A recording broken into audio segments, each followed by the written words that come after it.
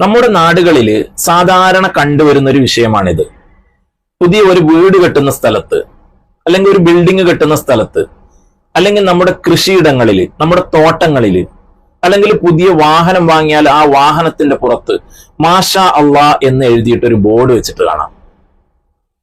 ഇത് പറയുമ്പോൾ നമ്മുടെ വീടുകളിലോ നമ്മുടെ പറമ്പിലോ ഒക്കെ ചിലപ്പോൾ ഇപ്പോഴും ഉണ്ടാവും. അത് എന്തിനാണ് അങ്ങനെ വെക്കുന്നത്? അങ്ങനെ വെക്കാൻ പാടുണ്ടോ?